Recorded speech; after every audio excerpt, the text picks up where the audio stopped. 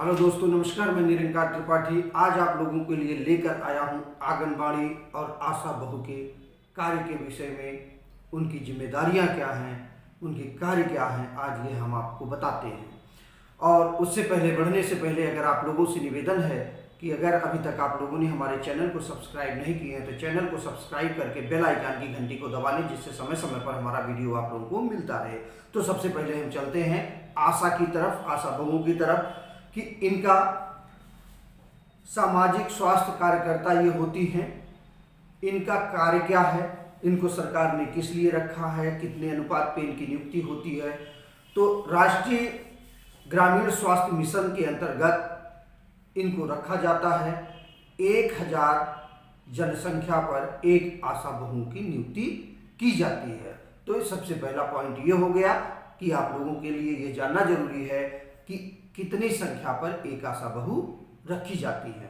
तो ये क्लियर हो गया। और आशा बहू ग्रामीण स्वास्थ्य तंत्र को जोड़ने वाली एक महत्वपूर्ण कड़ी भी इसको माना गया है जो गांव में है। आशा की भूमिका व दायित्व में उनको आप लोगों को बुक से बताता हूं, किताब से, जो कि पूरी परफेक्ट जानकारी आप लोगों को मिले। आशा लोगों को स्वस्थ रहने के बारे में महत्वपूर्ण जानकारी देती हैं।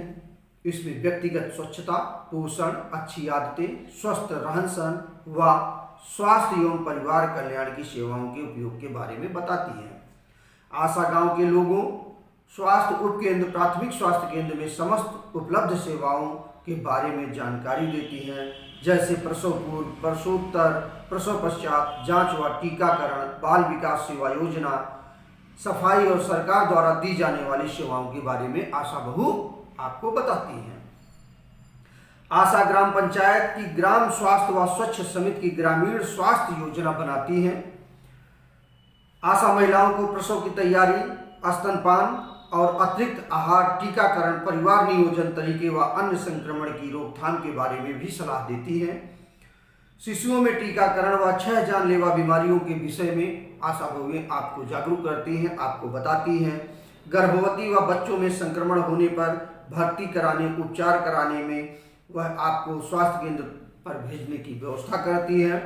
छोटी छोटी बीमारियों के प्राथमिक चिकित्सा सेवा भी उपलब्ध आशा बहु करा देती हैं। राष्ट्रीय क्षय रोग निवारण व डॉट्स प्रोग्राम में अल्प विधि उपचार की दवाइयाँ प्रदान करती हैं। प्रत्येक व्यक्ति को दी जाने वाली अनिवार्य सुविधाओं के लिए डिपो होल्डर का कार्य करती हैं, जैसे ORI, आयरन फॉलिक एसिड गोलियों का वितरण, क्लोराक्विन डिस्पोजल, डिलीवरी किट, खाने वाली गर्भ निरोधक गोलियां, कंडोम इत्यादि। इस कार्य हेतु आशा को एक दवाई किट दिया जाता है इसको वितरण करने के लिए। अपने गांव में जन्म व मृत्यु व असामान्य समस्या इत्यादि की सूचना उप स्वास्थ्य केंद्र, प्राथमिक स्वास्थ्य केंद्र को सूचित करती हैं। और इनके कार्य जो है मुख्य हैं आंगनबाड़ी केंद्र पर, घर पर और समुदाय में। आंगनबाड़ी पे क्या करवाने जाती है? टीकाकरण और प्रसवपूर्ण जांच। घर पर भेंट करती है महिलाओं से, उनकी समस्याएं सुनती हैं, उनको बताती हैं, जागरूक करती हैं। प्रसव कराना, जरूरतमंद लोगों को प्रथम रेफरल यूनिट भेजना, RCH शिविर में ले जाना। समुदाय में इनका क्या योगदान रहता है? स्वास्थ्य समिति की बैठक में भाग लेना, स्वास्थ्य समितियों की बैठक का आयोजन, परिवार में सेवाएं प्रदान करना। तो ये अभी आप लोगों ने देख लिया आशा क्या। अब हम आंगनबाड़ी कार्यकर्ता के विषय में आपको जानकारी देते हैं। बाल विकास योजना के अंतर्गत इनको भी 1000 जनसंख्या पर इनकी नियुक्ति की जाती है। यह प्रजनन वर्ग, इस योजना के अंतर्गत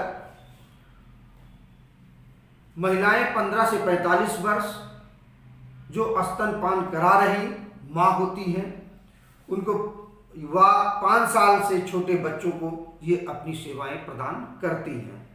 आंगनबाड़ी कार्यकर्ता ग्रामीण स्वास्थ्य गाइड की तरह ही कार्य करता है। उसे 4 माह के प्रशिक्षण के बाद रखा जाता है तथा उसे पहले 1500 रुपया दिया जाता था, लेकिन जो अब नई वैकेंसियाँ आई हैं मित्रों, उसमें 21,000 से ऊपर है। ये एग्जैक्ट नहीं पता है, लेकिन ये है कि अब तो 1500 नहीं रह गया है, ये 1500 पहले दिया जाता था। तो ये उनका हो गया है। इनके उत्तरदायित्व और कार्य क्या है? पूरक आहार जो सर्वप्रथम है वो पूरक आहार, गर्भवती व दूध पिलाने वाली माताओं को व 0 से 6 वर्ष तक के बालक बालिकाओं, किशोर किशोरियों को पूरक आहार देना। पूरक आहार की उचित रखना, सप्ताह के भोजन का मेनू बनाना, कुपोषित बच्चों का विशेष ध्यान रखना, पूरक आहार के बारे में लोगों को बताना, कुपोषण ग्रसित बच्चों को CHC, PSC, FRU सेंटर पे भेजना। दूसरा कार्य इनका होता है टीकाकरण, राष्ट्रीय टीकाकरण प्रोग्राम की जानकारी रखना व लोगों को बताना। स्वास्थ्य दिवस पर ANM, LHV, MPHW के सहयोग से टीकाकरण सुनिश्चित करना। स्कूल पूर्व शिक्षा, प्री एजुकेशन, 3 से 6 वर्ष के बालक बालिकाओं को स्कूल पूर्व शिक्षा की कक्षाएं लगाना, बच्चों से बातचीत करना, बच्चों को उठना बैठना सिखाना, बच्चों को साफ सफाई के विषय में सिखाना, बच्चों को जागरूक करने का कार्य ये स्कूल स्तर पर हो जाता है। उनके सफाई के विषय में और वातावरण स्वच्छता के विषय में ये जानकारी उनको बच्चों को देनी होती है, जो 3 से 6 साल के बच्चे होते हैं। वृद्धि निगरानी का मतलब है, आप लोग ये कोई अन्य ना समझें, वृद्धि निगरानी बच्चों से संबंधित है। बच्चों की सही जन्म तिथि, सही वजन लिखना, वृद्धि रेखा से बच्चों की वृद्धि नापना, एक उनका पैमाइश होता है जो उनकी लंबाई हाइट को नापा जाता है, वो नापती हैं। कुपोषित बच्चों का पता करना, बच्चे की वृद्धि के बारे में माता पिता को सही जानकारी देना, परामर्श करना। फिर है स्वास्थ्य सेवाएं, उनके अंतर्गत आती है मातृ शिशु का पोषण, टीकाकरण, आयरन फॉलिक एसिड की गोलियों का वितरण, स्वास्थ्य संबंधी जांच, स्तनपान कराने वाली माताओं को शिक्षा देना, प्रशिक्षण करना उनको। बीमार व कुपोषित बच्चों को समय से प्राथमिक स्वास्थ्य केंद्र व जिला अस्पताल में ले जाने की व्यवस्था करना, संक्रामक बीमारियों की सूचना देना, स्वास्थ्य विभाग के कर्मचारियों, ANM, GNM, MLHV महिला स्वास्थ्य कार्यकर्ता का सहयोग करना। रेफरल सेवाएं, प्रसूति, उल्टी, दस्त से पीड़ित बच्चे, बुखार व अन्य गंभीर बीमारियों के रोगियों को PHC सेंटर या जिला अस्पताल में रेफर करना, रोगियों को भेजने की व्यवस्था करवाना और हो सके तो उनके साथ जाना भी। राष्ट्रीय स्वास्थ्य प्रोग्राम व अन्य प्रोग्रामों में भी उनका सहयोग रहता है। राष्ट्रीय ग्रामीण मिशन के तहत सभी स्वास्थ्य प्रोग्रामों में सहयोग करना। समाज में फैली कुप्रथा जैसे बाल विवाह, विधवा विवाह की रोक में सहायता करना। स्वयंसेवी संगठन व समूह बनाना और उनकी मदद करना। समुदाय में उनका क्या योगदान है, अपने क्षेत्र का सर्वे करना और परिवारों का ब्यौरा रजिस्टर में लिखना। गृह भेंट करना, 0 से 6 वर्ष के बालक बालिकाओं, गर्भवती स्त्रियां, स्तनपान करा रही माताएं का विशेष ध्यान रखना। गृह भेंट के दौरान स्वच्छता व सफाई के बारे में बताना। समुदाय के लोगों से मेल मिलाप रखना और उन्हें समय समय पर स्वास्थ्य के प्रति जागरूक करना होता है। समुदाय के सभी प्रोग्राम, त्योहार, सांस्कृतिक प्रोग्राम, शादी समारोह, बाल मेलों, खेल कूदों सभी में सहयोग करना होता है। आंगनबाड़ी केंद्र की व्यवस्था में भी उनका महत्वपूर्ण योगदान रहता है।